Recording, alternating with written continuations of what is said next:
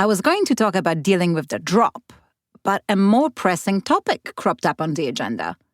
Let's talk about all surfers not being created equal. Welcome to the Wipeout Weekly, the daily podcast for beginners, wannabe surfers, and seasoned wipeout enthusiasts. No hype, no filler, just the highs, lows, and honest truth about learning to surf and finding your place in surf culture. I'm your host, Suze Wilson. Let's go out. I went out surfing this morning. A very fun surf. It was 1 to 2 feet, 2 to 3 observed, poor to fair, my favorite, and barely anyone in the water at Venice Breakwater, California. Breakwater can get crowded on good days. And it being Venice, you might assume it's highly localized by surfer dudes.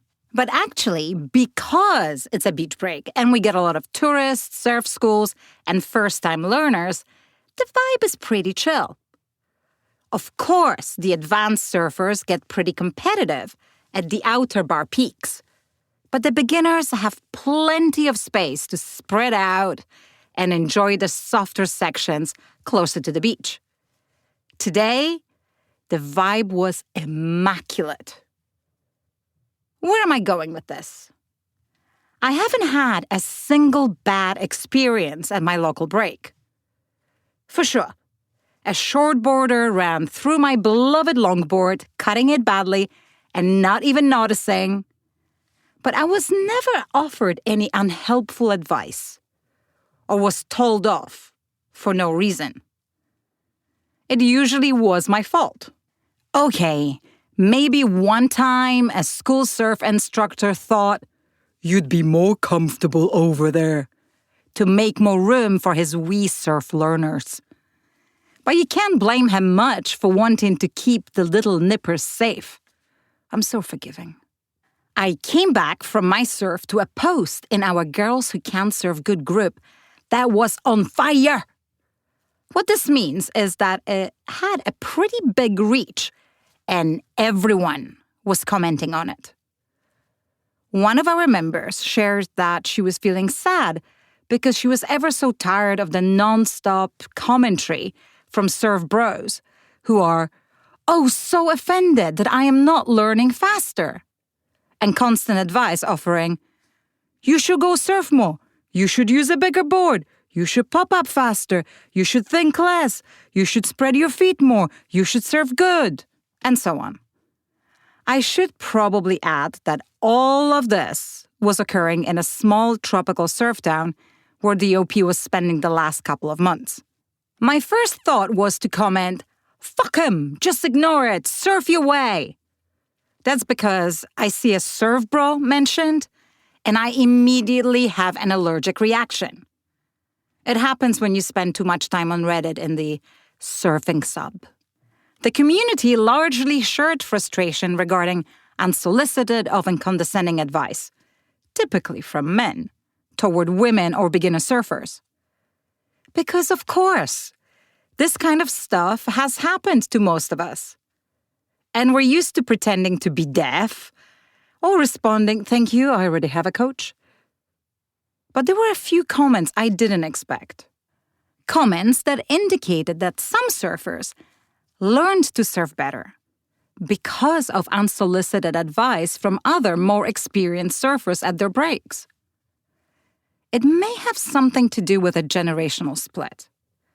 Newer surfers, younger women, tend to describe unsolicited advice as demeaning or even triggering.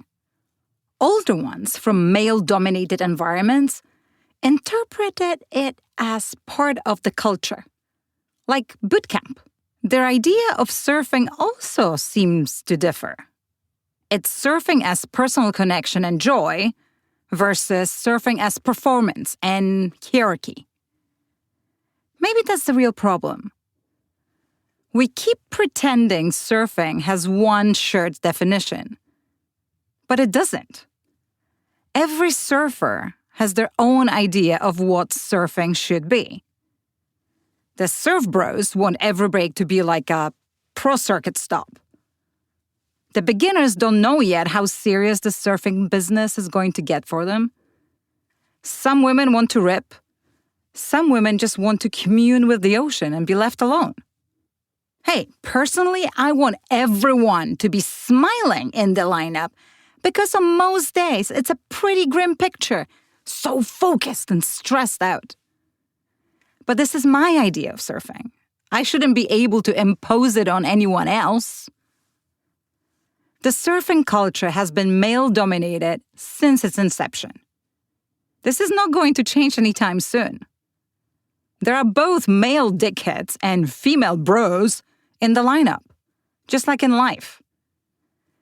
The key is to find a way to deal with this reality and stay zen anytime someone in the lineup opens their mouth. I was going to end with this, but with everything that's been happening in the world recently, you can't discount the anger that we, as women, feel toward men. That feeling conditions us to respond with an, "Oh my God, not again!" even to the most well-meaning advice that comes from a good place, from a person who just doesn't know yet that's not the way it should be done. Wait, one more thing. There are days when the surfing subreddit is an absolute cesspool, filled with vile posts attacking women and "oh, I am so funny" snarky comments. And there are better days, when a beginner, whose question belongs in the beginner surfer sub, gets a lot of really helpful advice from a bunch of crusties. Not all surfers are created equal. It varies by day of the week. And that's all for today. Check out the Wipe Weekly for our free newsletter, more stories and ways to connect with us. Thanks for listening. See you tomorrow for more of the Wipe Weekly.